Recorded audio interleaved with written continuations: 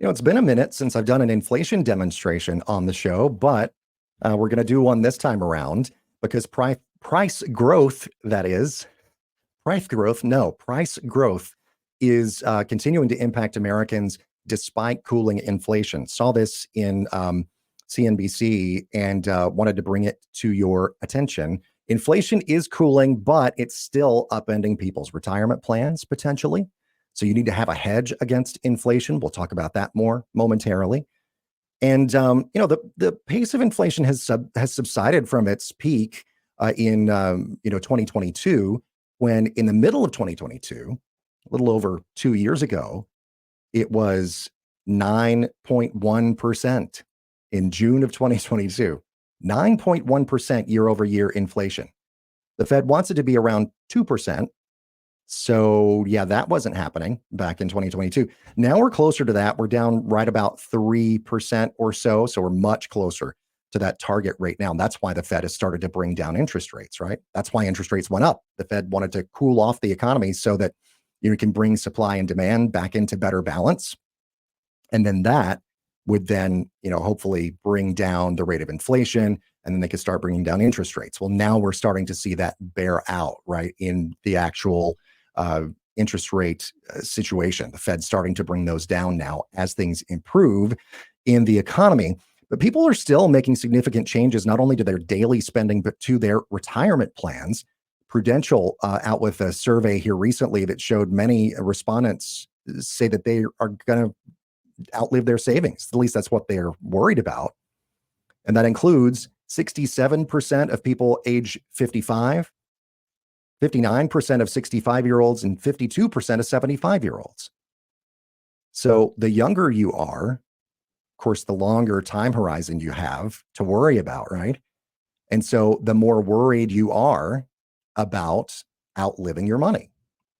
Now, my goal is, no matter who you are, where you come from, who you love, how you identify, how much money you have, I don't care about any of those things. I care about helping you have a retirement that you can take pride in. So that is what the goal is. So we got some growth in our prices that we're paying, unfortunately. Social Security recipients, as we were mentioning earlier, have some growth in their monthly benefit amount. But you still need more than that to combat inflation. The cost of living adjustment really, there's a lot of question as to whether or not it actually keeps up with the real pace of inflation. Some economists say, it's kind of close. Others say, no, it doesn't keep up at all. And so what do you do, especially knowing that that's the case, that there's some, disagreement there as to whether or not the cost of living adjustment actually does keep pace with the real rising costs of things that, we have to buy to live, including healthcare and things like that. Healthcare costs have just skyrocketed over the past, few decades, definitely, and have continued that upward trend. So what do you do? Well, you need, especially, and here's the thing, because so many people asked this when I was at Pride, and I love sharing this with folks, and I'll share it here. I've shared it before on the show, but I'll share it again because it's so important to me. The reason that I do what I do, and the reason that I wanted to reach out to my community, the LGBTQ plus community in particular, is because everyone's life and situation is different. Now, that's true of everybody, but at the same time, the diversity of the LGBTQ plus community goes so far beyond, I feel like, society as a whole, kind of. There are people from, all walks of life as part of our community. There are people from all different places, all different countries, all different, backgrounds as far as their socioeconomic situation, different backgrounds of all types, different identities, different marital situations.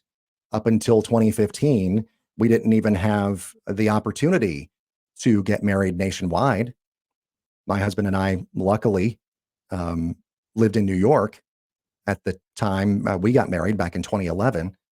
So we were able to have our wedding in our very own church in New York.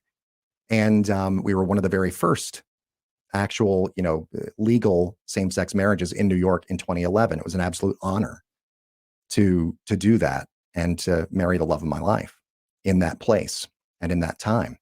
And then it was about 4 years later when the Supreme Court ruled in the Obergefell v. Hodges decision that there was a nationwide right to marriage, regardless of your gender, regardless of, your sexual orientation, all of those things. So, your marital status is a thing. A lot of people have chosen to remain unmarried.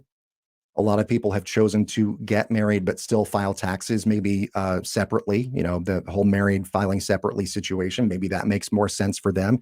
It could make more sense for you to do that, depending on your particulars of your situation.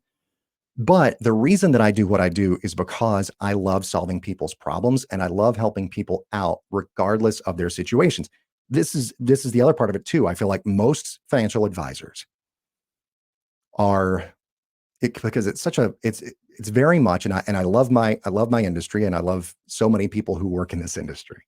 But at the same time, it's a lot of times very focused on a husband and wife situation, 2.5 kids, the white picket fence, the dog and the cat, and your typical American family, as if you're watching an episode of Lassie from 1955, that sort of idea, that kind of thing.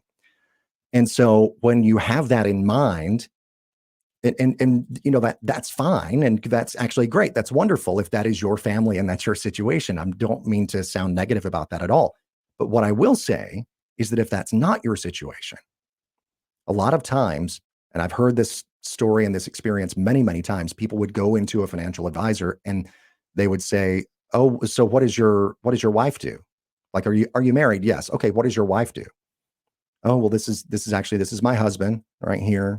And and then the mood completely changes. They don't understand. They don't quite get it. All of that. And there could be some bias there as well. Same situation where, if a woman were to go in, or someone who's non-binary, or whatever the situation. And so I just approach everything with an open mind, and being part of the community really helps with that.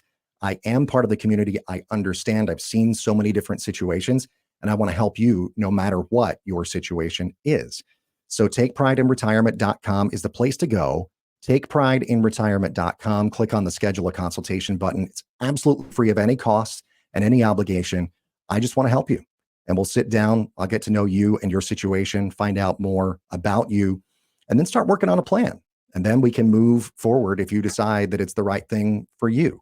If you like and trust me, and I like you, and I feel like I can help out your situation, that's the standard, really. If I can do better for you, let's do it. Let's work together. TakePrideInRetirement.com, of course, once again, is that website.